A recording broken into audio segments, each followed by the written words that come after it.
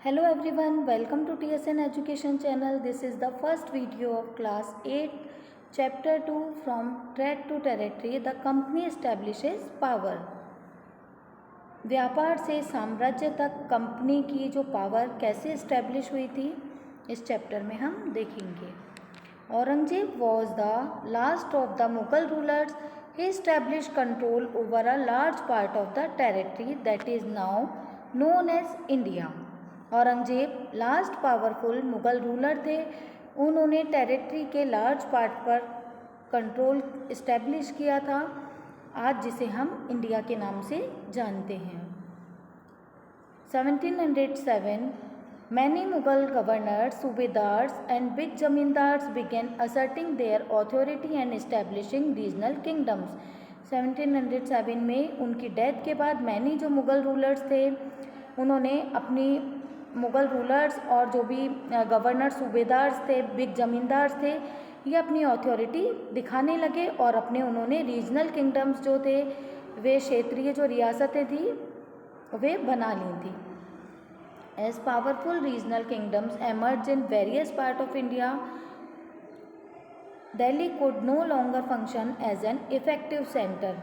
India के various part में powerful regional kingdoms establish हो रहे थे, एमर्ज हो रही थी. दिल्ली ज़्यादा इफ़ेक्टिव सेंटर, जैसे कि पहले सारी फंक्शनिंग दिल्ली से होती थी, पहले की तरह वे इफ़ेक्टिव नहीं रह गई थी.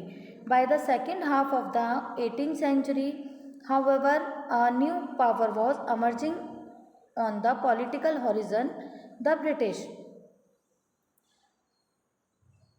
18th century के सेकेंड हाफ में, उत्तरार्ध में, राजनीतिक जो हॉरिजन जो क्षेत्र पर ब्रिटिश एक न्यू पावर की तरह इमर्ज हो रही थी.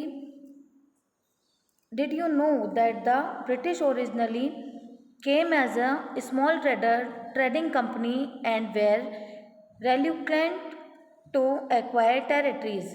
क्या आप जानते हैं कि ब्रिटिशर्स स्मॉल ट्रेडिंग कंपनी की तरह इंडिया में आए थे और यहाँ की टेरिटरीज पर कंट्रोल करने में इंटरेस्टेड नहीं थे. How then they did come to be masters of a vast empire. वो इतने वास्ट एम्पायर, इतने बड़े साम्राज्य के मास्टर्स कैसे बन गए. In this chapter you will see how this came about. इस चैप्टर में हम देखेंगे कि ये कैसे हुआ था. East India company comes east. East India company, पूर्व में ईस्ट इंडिया कंपनी का भारत आना. इन 1600 the east India company acquires A charter from the ruler of England. East में जो ये ईस्ट इंडिया कंपनी आई थी पूर्व से 1600 में, इन्होंने अपनी इंग्लैंड की जो रूलर थी क्वीन एलिजाबेथ, उनसे चार्टर, एक इजाज़तनामा, उन्होंने इजाज़तनामे की परमिशन ली थी. इससे ईस्ट इंडिया कंपनी को ईस्ट से व्यापार करने का राइट, एक अधिकार मिल गया था. This mean that no other trading group in England could compete. इसका मीन ये था कि कोई भी इंग्लैंड का ट्रेडिंग ग्रुप, व्यापार करने वाले जो ग्रुप हैं, वो इनसे प्रतिस्पर्धा या कम्पीट नहीं कर सकते हैं. With this charter the company could venture across the oceans looking for new lands from which it could buy goods at a cheap price.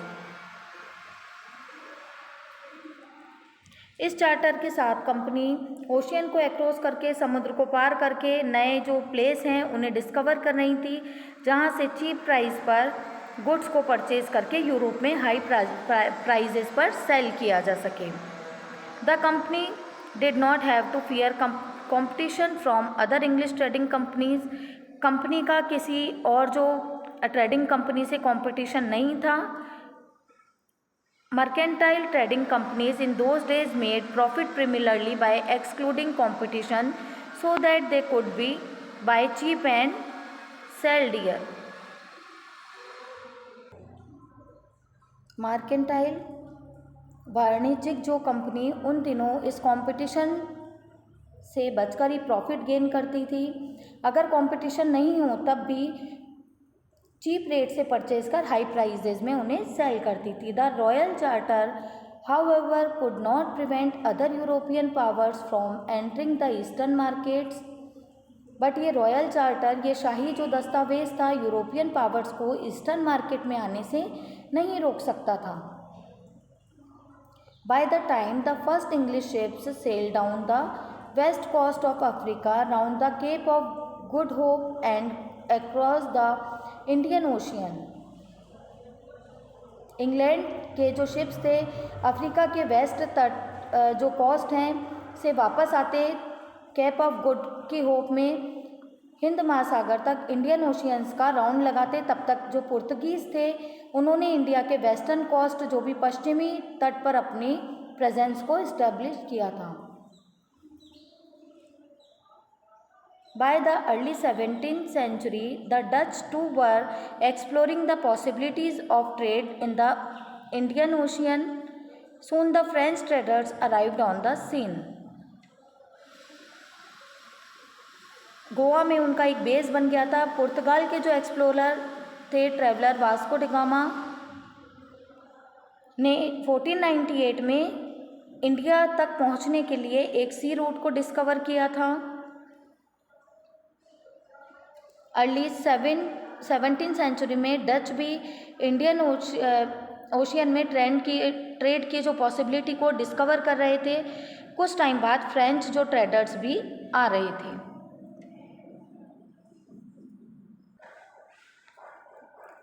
Early 17th century में डच भी इंडियन ओशियन में trade की possibility को discover कर रहे थे। कुछ time बाद जो फ्रेंच ट्रेडर्स भी यहाँ पर आ रहे थे। The problem was that all the companies were interested in buying the same things. Problem ये थी कि जो भी कंपनीज थी वे सेम थिंग्स को परचेज करने में इंटरेस्टेड थी। The fine qualities of cotton and silk produced in India had a big market in Europe. Europe के बिग मार्केट में इंडिया में बने फाइन क्वालिटीज़ के कॉटन, अच्छी क्वालिटी के जो सूती वस्त्रों की और सिल्क की बहुत ज़्यादा डिमांड थी। इसके साथ ही pepper, cloves, cardamom and cinnamon were in great demand और काली मिर्च, लौंग, इलायची, दालचीनी, इनकी भी बहुत ज़्यादा डिमांड थी। Competition amongst the European companies inevitably pushed up the prices at which these goods could be purchased. India के जो मार्केट थे उनमें इनकी प्राइजेस बढ़ रही थी और प्रॉफिट जो था वो कम होने लगा था। The only way the trading companies could flourish bye eliminating rival competitors, एक ये था कि केवल एक ही वे ये बचा था कि जिससे ट्रेडिंग जो कंपनी है फ्लोरिश हो सकें कि जो भी राइवल कंपटीशन में हैं, प्रतिस्पर्धा में जो भी हैं उन्हें बीच से हटा दिया जाए। The urge of the secure markets therefore led to fierce battle between the trading companies through the 17th and 18th century. They regularly sank each other's ships, blockaded routes, and prevented rival ships from moving with supplies of goods. Markets पर अपना control करने के competition ने in trading companies के बीच में आपस में युद्ध करना इन्होंने स्टार्ट कर दिया था। 17th और 18th सेंचुरी में एक दूसरे के जो शिप्स थे उन्हें सैंक कर देते थे। ये लोग आपस में एक दूसरे के शिप्स को डुबा देते थे। रूट्स जो भी हैं उनके रास्ते को ब्लॉक कर दिया जाता था और गुड्स की सप्लाई के लिए जाते शिप्स को आगे जाने से वे लोग रोक देते थे। ये ट्रेड व्यापार आर्म्स की हेल्प से या फिर हथियारों की मदद से चलता था और फोर्टिफिकेशन, किलेबंदी के द्वारा इनको प्रोटेक्ट किया जाता था। This effort to fortify settlements and carry on profitable trade also led to intense conflict with local rulers. The company therefore found it difficult to separate trade from politics. Let us see how this happened. अपने settlements, बस्तियों को किलेबंद करने से जो trade में profit कमाने की इस कोशिश से जो लोकल रूलर्स थे वे एक दूसरे से उनमें भी आपस में कॉन्फ्लिक्ट होने लगा था, आपस में टकराव होने लगा था इस तरह ट्रेड और पॉलिटिक्स, व्यापार और राजनीति एक दूसरे से अलग करना कंपनी के लिए डिफ़िकल्ट हो गया था। आगे हम East India Company begins trade in Bengal, ये नेक्स्ट आगे हम वीडियो में कंटिन्यू करेंगे।